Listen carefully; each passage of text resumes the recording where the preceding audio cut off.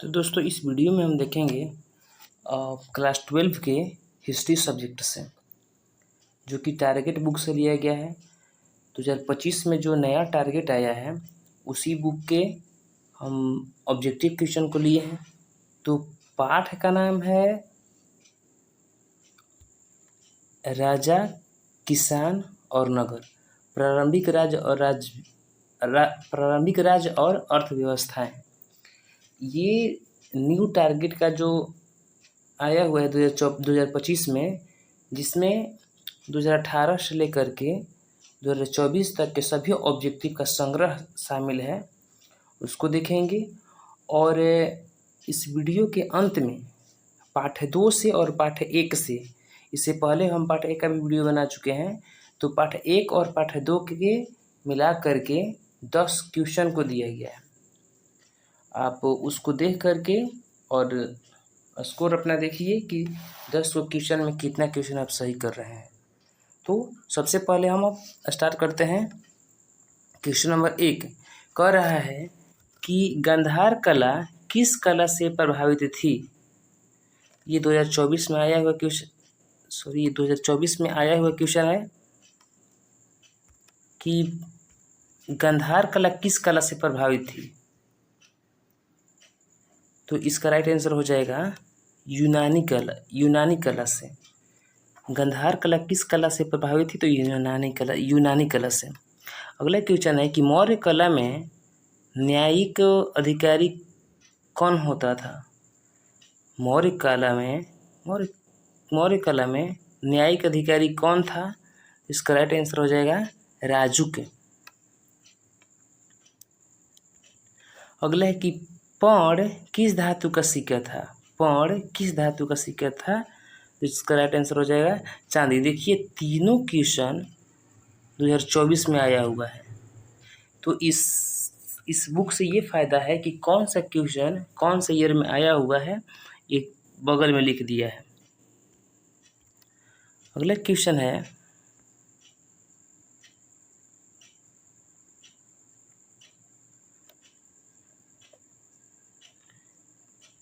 सूती वस्त्र उद्योग के लिए कौन प्रसिद्ध था। सूती वस्त्र उद्योग के लिए कौन प्रसिद्ध था। इसका राइट आंसर हो जाएगा उरेयूर। Option A उरेयूर। अगला क्वेश्चन है कि बीड़ा बजाते हुए सिक्के किसने जारी किए। 2024 में आया हुआ क्वेश्चन है ये, बीड़ा बजाते हुए सिक्के किसने जारी किए। इसका राइट आंसर हो जाएगा समुद्रगुप्त ने। बीड़ा बजाते हुए सिक्के किसने जारी किए थे, तो समुद्रगुप्त ने। अगला है कि फाहियान कौन था। फाहियान देखिए कि ये भी क्वेश्चन 2024 में आया हुआ है। फाहियान कौन था, तो यह फाहियान जो था एक चीनी तीर्थयात्री था। अगला क्वेश्चन है कि किसने सबसे पहले भारत में स्वर्ण सिक्के जारी किए। सबसे पहले स्वर्ण सिक्के जारी करने वाला कौन था, तो इसका राइट आंसर हो जाएगा हिंदी यूनानियों ने सबसे पहले सोने का सिक्के जारी किया था। अगला क्वेश्चन है कि किसने भूमि अनुदान प्रथा प्रारंभ की थी। भूमि अनुदान प्रथा किसने प्रारंभ की थी, तो इसका राइट आंसर हो जाएगा सातवाहनों ने। भूमि को दान में देने की प्रथा किसने प्रारंभ की थी, तो सातवाहनों ने। मौर्य वंश का संस्थापक कौन था, तो चंद्रगुप्त मौर्य। मौर्य वंश का अंतिम राजा कौन था, तो बृहद्रथ।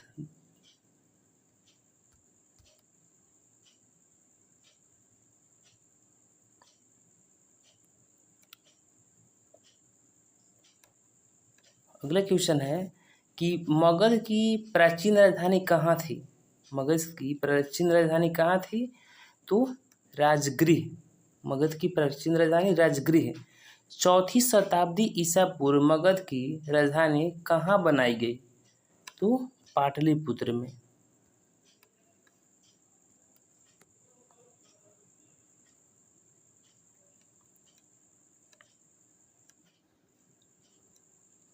वह कौन सा पहला सम्राट था जिसने अपने अधिकारियों और प्रजा के लिए संदेश प्राकृतिक प्राकृतिक पत्थरों और पॉलिश किए हुए स्तंभों पर लिखवाए थे?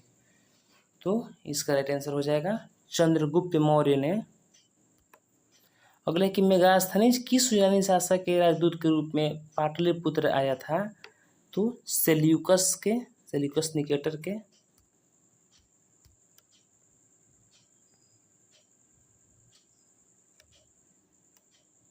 अगला क्वेश्चन है कि चीनी यात्री फायान किस शासक के काल में भारत आया? ऑप्शन आप लोग के सामने है।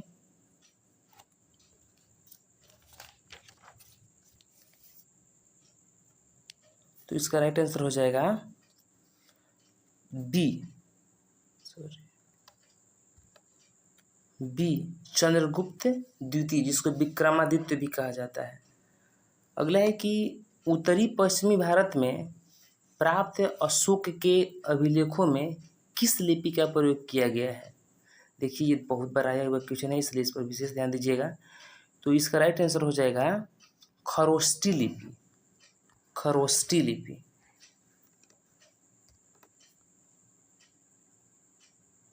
अगला क्वेश्चन है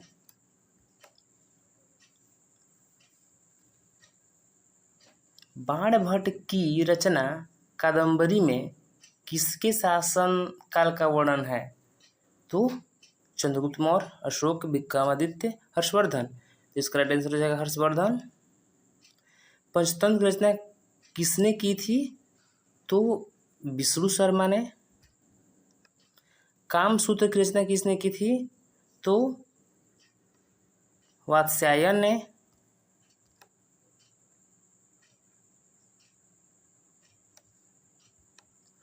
कौटिल्य चाणक्य किसके मंत्री थे? कौटिल्य, जिसको चाणक्य भी कहा जाता है, ये थे चंद्रगुप्त मौर्य के।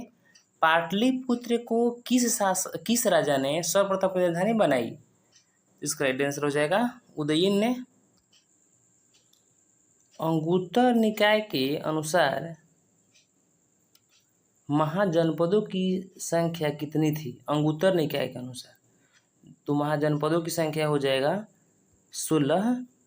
मगध साम्राज्य की स्थापना किसने की थी? तो बिंबिसार ने। चंद्रगुप्त मौर्य का शासनकाल क्या था? तो 323 से 398 ईस्वी पूर्व में।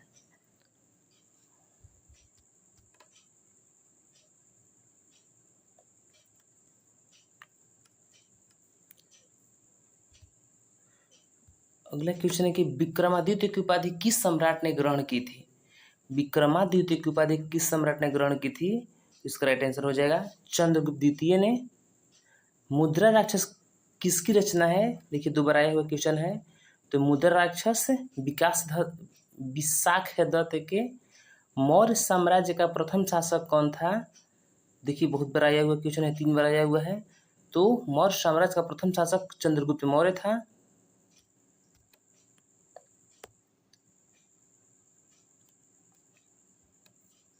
और वेदों की संख्या कितनी है?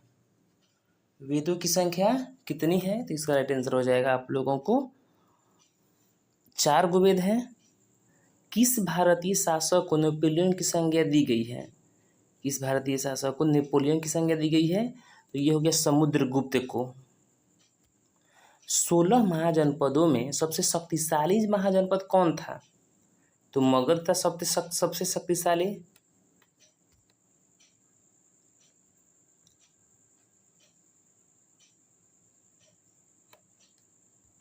किस शिलालेख में अशोक की कलिंग विजय का उल्लेख है? दोबारा यह क्वेश्चन है।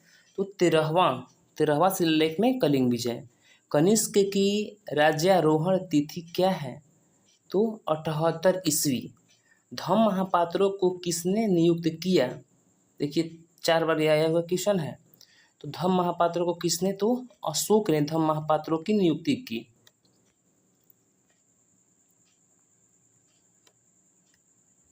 अशोक किस वंश का शासक था?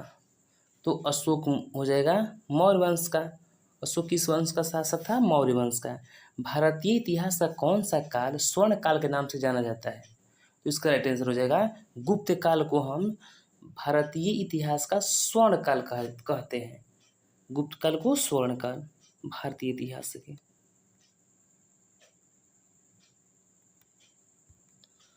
अगला है कि प्रयाग प्रशस्ति की रचना किसने की थी। देखिए बहुत बार आया हुआ क्वेश्चन, से जो अधिक बार आया हुआ उस पर विशेष ध्यान दीजिएगा, क्योंकि हो सकता है किया जाए।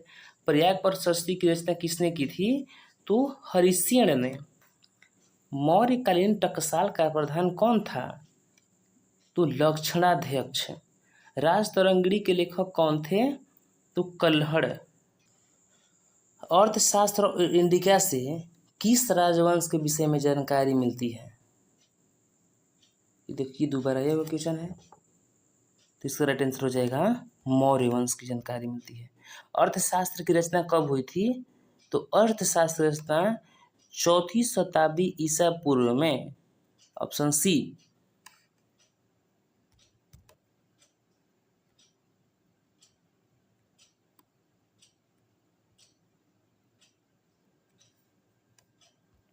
पतंजलि के महाभाष्य में हमें जानकारी मिलती है किसकी, तो प्राक मौर्य काल की। इधर सब क्वेश्चन इंपॉर्टेंट है। अर्थशास्त्र के लेखक कौन है, तो कौटिल्य।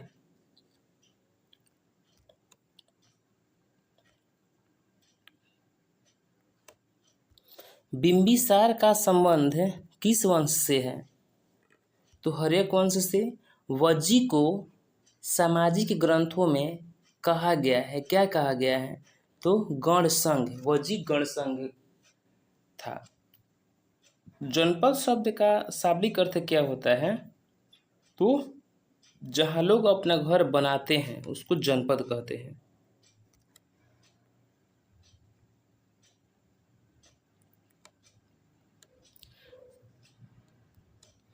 पंच चिन्ह वाले सिक्के बने होते थे।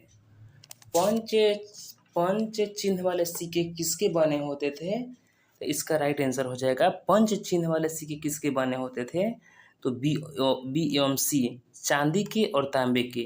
पंच चिन्ह वाले सिक्के चांदी और तांबे के बने होते थे। अशोक द्वारा प्रचारित बौद्ध धर्म कहाँ प्रचलित नहीं हुआ, तो ब्रिटेन में प्रचलित नहीं हुआ। प्रसिद्ध ग्रंथ इंडिका की रचना किसने की थी, बहुत बड़ा एक क्वेश्चन है। तो इंडिका की रचना मेगास्थनीज ने की थी।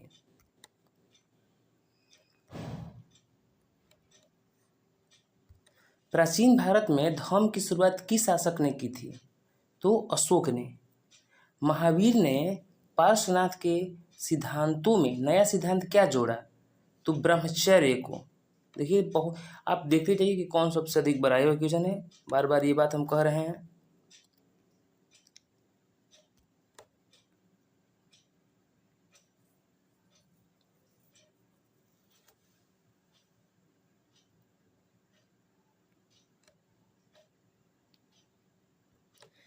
कलिंग युद्ध कब हुआ था, 361 ईस्वी में। फूट डालकर विजय प्राप्त करने का कार्य सर्वप्रथम किस राजा ने किया था, तो अजातशत्रु ने। जीवक वैध किस वंश के काल में था, जीवक के क्या कहेगा, तो हर्यक वंश में। जीवक हर्यक वंश में। जीवक वैध किस वंश के काल में था, तो हर्यक वंश में। अपने स्वयं के खर्च से सुदर्शन झील की मरम्मत किसने कराई थी, तो इसका राइट आंसर हो जाएगा रुद्रदमन ने। रुद्रदमन ने अपने ही खर्च से सुदर्शन झील की मरम्मत कराई थी।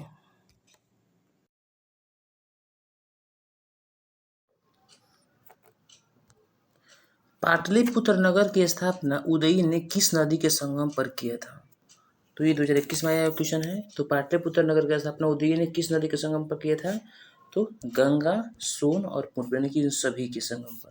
यहाँ से क्वेश्चन ये भी पूछ सकता है कि पाटलिपुत्र नगर की स्थापना किसने किया था, तो उदयी ने। पाटलिपुत्र नगर की स्थापना किसने किया था, तो उदयी ने। और किस नदी के तट संगम पर, तो गंगा, सोन और पुनपुन के संगम पर। समस्त भारत ही नहीं, एशिया एवं यूरोप में सर्वप्रथम हूणों को परास्त करने का श्रेय किस शासक को जाता है, इसका राइट आंसर हो जाएगा स्कंदगुप्त को।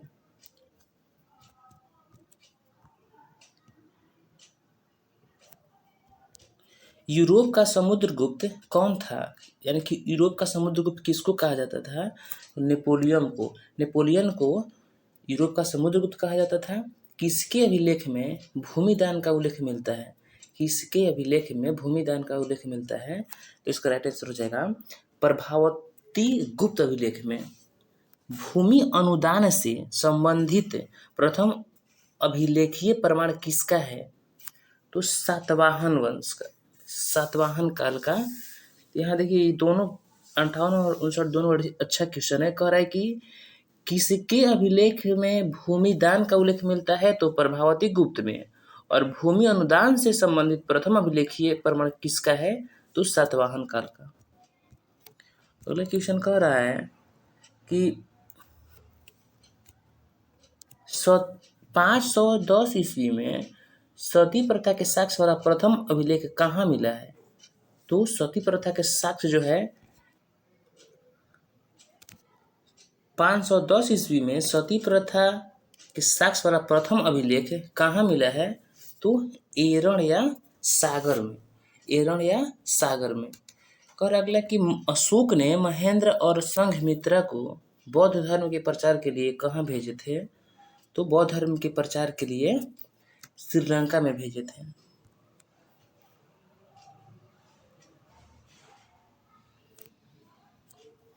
किस विद्वान ने मात्र अभिलेख के आधार पर अशोक का इतिहास लिखने का श्लाघ्य प्रयास किया है? तो इसका राइट आंसर हो जाएगा देवदत्त रामकृष्ण भंडारकर, ऑप्शन डी। मौर्य कला का निम्न में से कौन सर्वाधिक महत्वपूर्ण नमूना है? तो मौर्य कला का महत्वपूर्ण नमूना जो है वो है स्तंभ।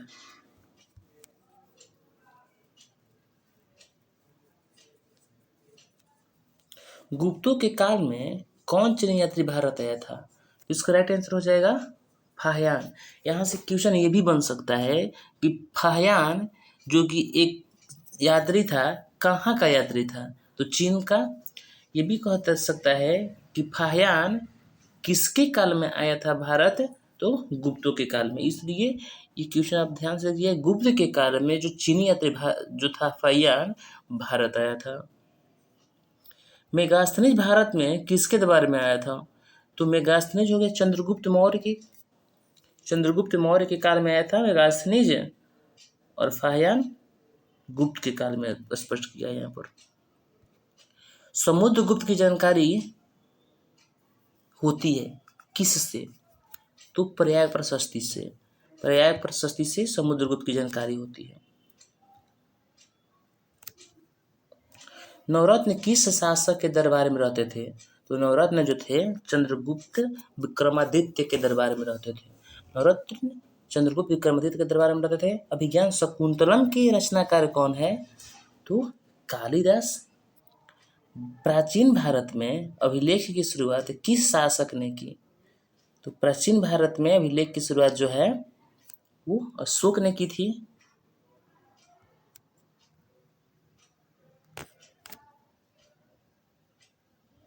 किस शासक को प्रियदर्शी कहा गया?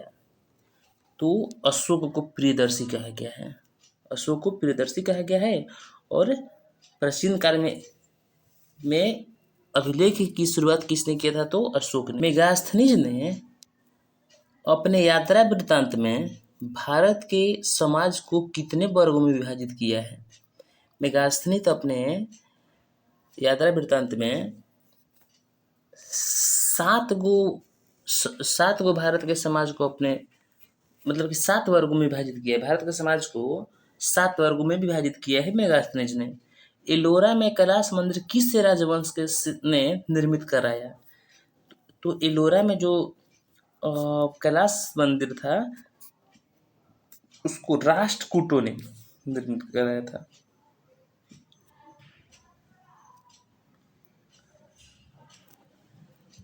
तक्षशिला विश्वविद्यालय कहाँ स्थित है? तो पाकिस्तान में। और धम्म की शुरुआत किसने की थी? तो अशोक ने। धम्म की शुरुआत किसने की थी? अशोक ने। तो ये रहा टारगेट के। अब हम इसके टेस्ट लेंगे। जितने भी क्वेश्चन हम लोग पढ़े हैं उसी में से और पार्ट 1 में से टेस्ट होगा। देखते हैं कि आप लोगों को कितना नंबर आता है। अपना जांच स्वयं कर लीजिए। तो टेस्ट योरसेल्फ, अपनी जांच स्वयं करें। और क्या है आपका पहला क्वेश्चन, वेदों की संख्या कितनी है?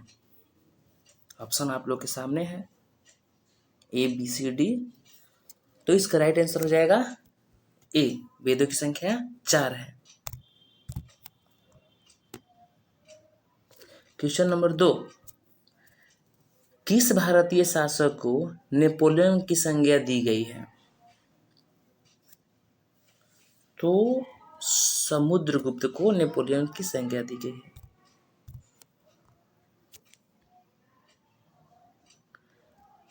धम्म महापात्रों को किसने नियुक्त किया? अशोक ने।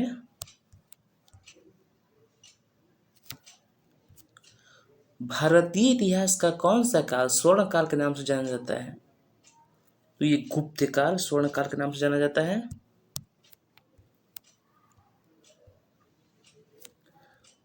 प्रयाग प्रशस्ति की रचना किसने की थी? हरिश्चंद्र ने। हड़प्पा किस नदी के किनारे स्थित है? तो रावी नदी के किनारे।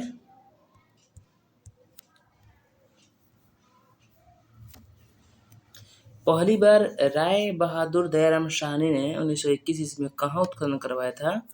तो हड़प्पा में।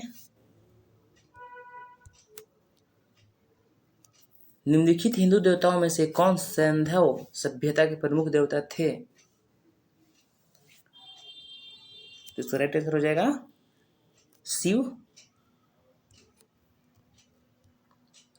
कलकत्ता में एशियाटिक सोसाइटी की स्थापना किसने की थी? तो इसका राइट आंसर हो जाएगा विलियम जोन्स।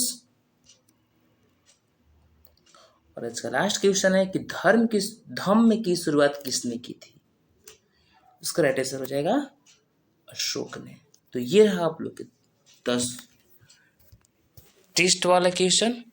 यदि आप लोगों को वीडियो अच्छा लगे तो लाइक करें, सब्सक्राइब करें चैनल को, और अपने दोस्तों के बीच शेयर करें ताकि आप भी पढ़ें अच्छा से और आपके दोस्त भी अच्छा से पढ़ें, और दोनों मिल करके अच्छा से अच्छा स्कोर लाएं। धन्यवाद।